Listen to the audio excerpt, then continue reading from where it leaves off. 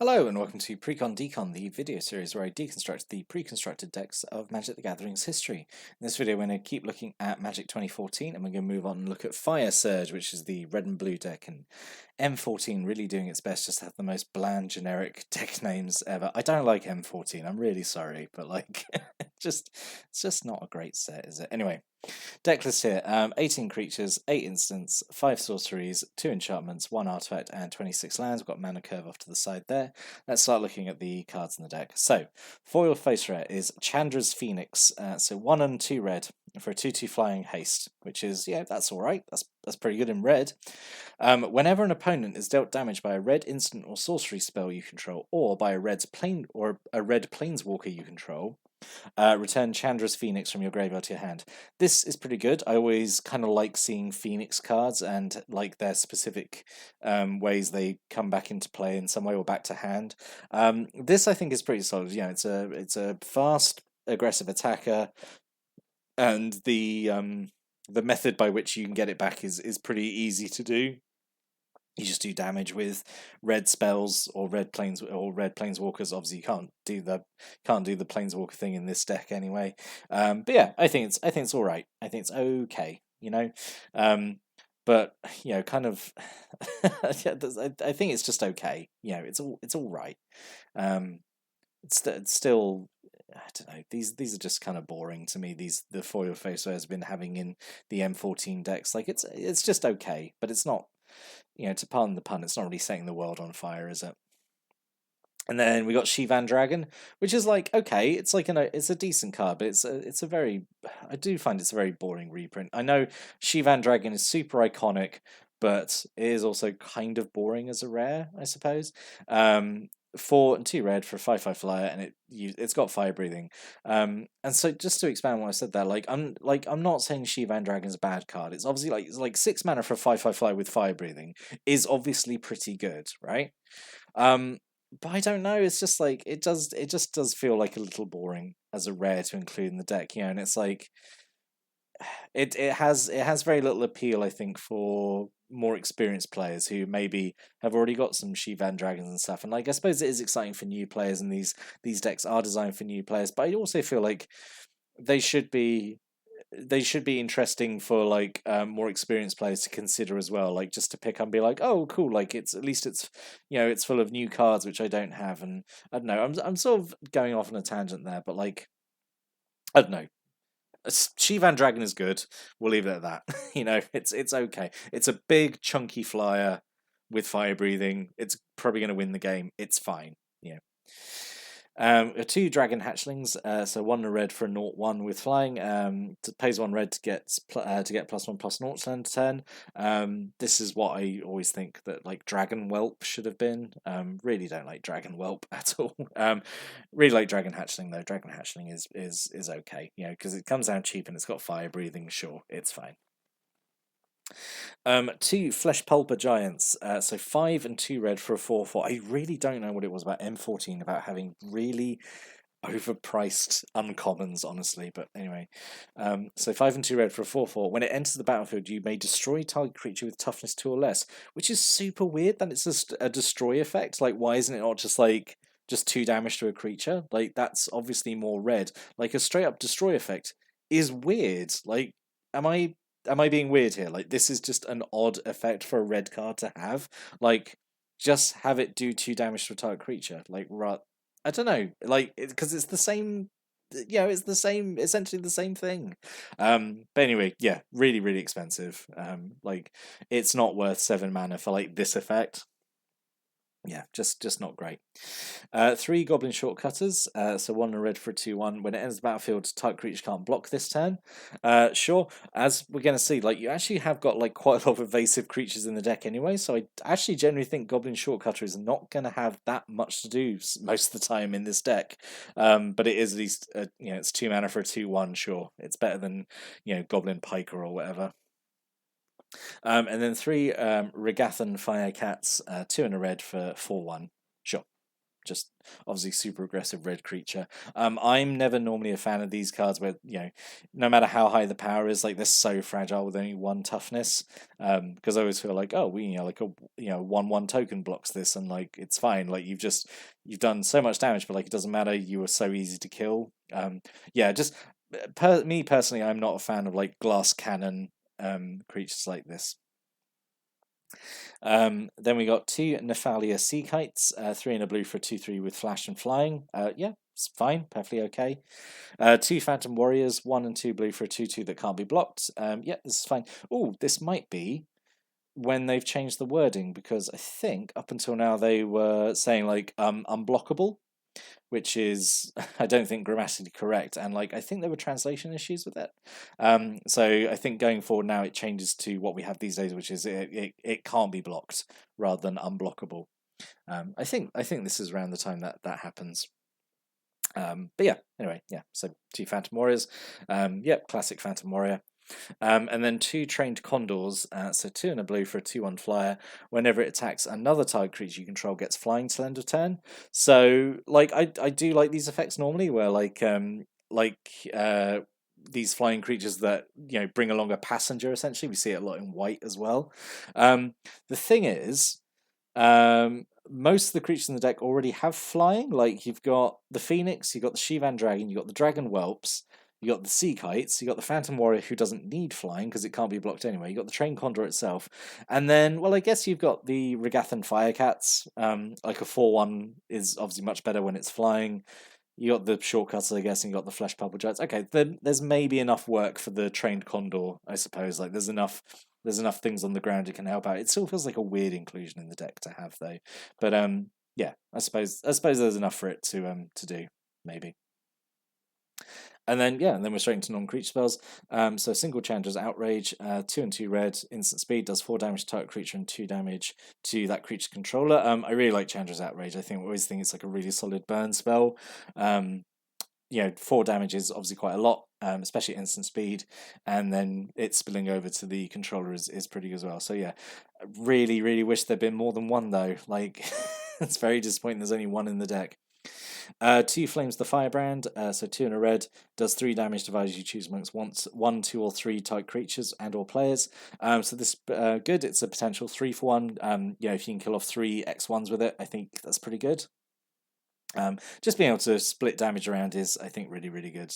Really happy there's at least 2 of these in here. And then 3 Lava Axes, which I would not have had 3. I probably would have done 2 Outrages and 2 Lava Axes. But just 4 and a red, does 5 damage to target player at sorcery speed. Just obviously big chunk of damage, but obviously it's quite expensive. It's all right. And then a single Volcanic Geyser, X and 2 red. It's just instant speed blaze. Does X damage to target creature or player. Again, like perfectly fine. And then weirdly, we have 2 Shiv's Embrace. So 2 colors and 2 red. Enchanted creature gets +2/+2 and has flying, and it gets fire breathing. And again, so you have about half the creatures in the deck already have flying. So and some of them already have fire breathing as well, like the Dragon Whelp and the Shivan Dragon.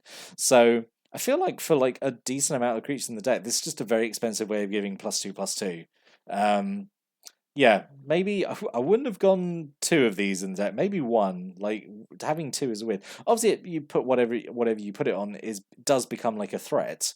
It's getting stronger, it's getting tougher, and it's getting a fire breathing effect. But I say, like, I don't know if this was really the best choice in terms of deck building. Probably just should have just had more burn spells, honestly, because that's I don't know. These decks are very weirdly put together. I think it's just a weird set M14, and I'm really sorry if like my biases are coming across in it, but I really don't like it as a set. Honestly, I think it's like not a good core set at all. Honestly. 2 opportunities, 4 and 2 blue, in speed to draw 4 cards. This is, like it's expensive, but like it is a pretty good draw spell. Like 4 cards is pretty solid, especially at instant speed, which is really nice to do at the end of the opponent's turn. Nice, I like it.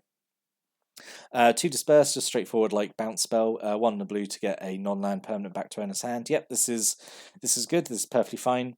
A single essence scatter, 1 and a blue to counter a creature spell. Yep, and a single negate, 1 and a blue to counter a non-creature spell. Yep, both of these also absolutely fine inclusions. Just to have just some some counter magic and some bounce.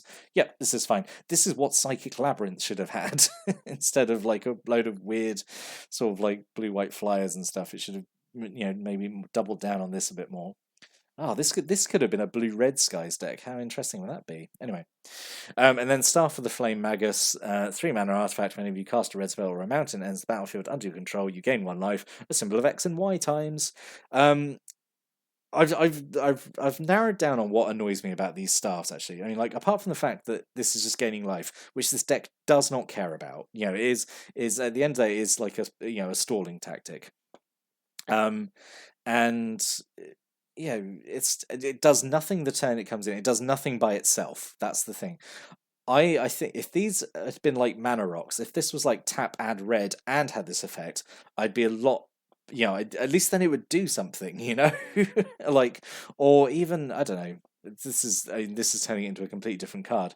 But like if it was like the clue stones that we just saw like in Dragon's Maze, where like maybe it taps to give you red, and you can spend a certain amount of mana and sacrifice to like draw a card or something. Like so, when you reach the point where like, oh, I don't need this anymore, I'm gonna break the staff and like get like an effect that's more like color appropriate. Like you could sacrifice this, and it does like lightning bolt or something, or I don't know. Like these staffs really annoy me because it's essentially just 5 slots in the set that are wasted to this cycle that like even new players will very quickly discover like, oh, this is like just a bad card. I just wish they did something.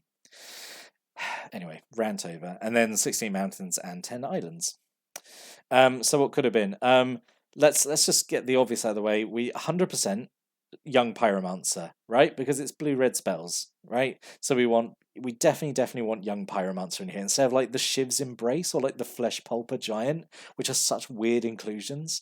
Young pyromancer, 100%, 1 and a red, 2/1. Whenever you cast an instant sorcery spell, you make a 1/1 red elemental token. 100%. This is one of the better cards out of M14. By quite a long shot, I would say. So yeah, this deck definitely needed at least 1 in here. And shocks as well would have included a couple of shocks because it's just the iconic like red. Well, it's not the iconic. Lightning bolt was obviously more iconic, but like in the set, like you needed a cheap burn spell in this deck, right? Yeah, so shock, like 100%, definitely shock.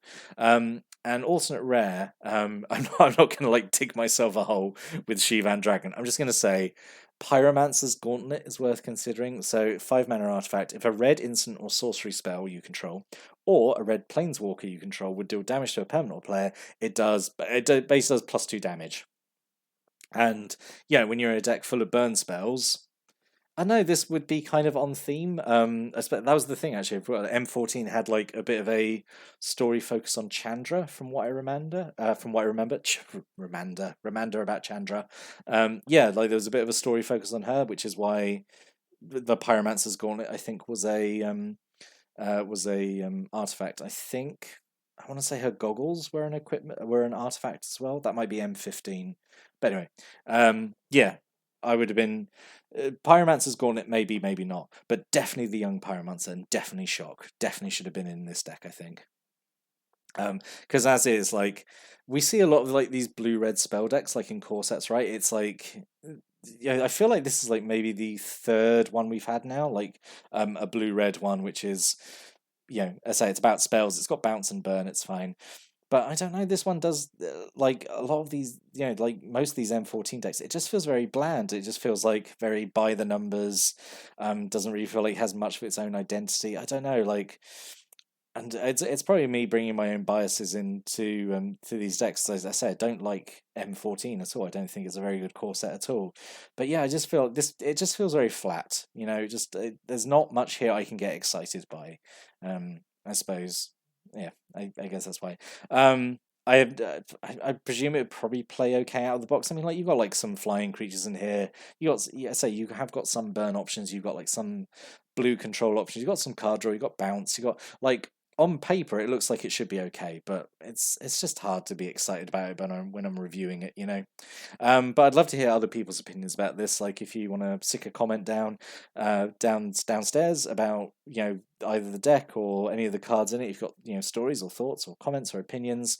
Yeah, definitely I would like to give those a read. But yeah, overall, it's just fine. It's just fine, isn't it? It's just bland but fine. It is a bowl of white rice, which is, I feel like all these M14 decks have been really.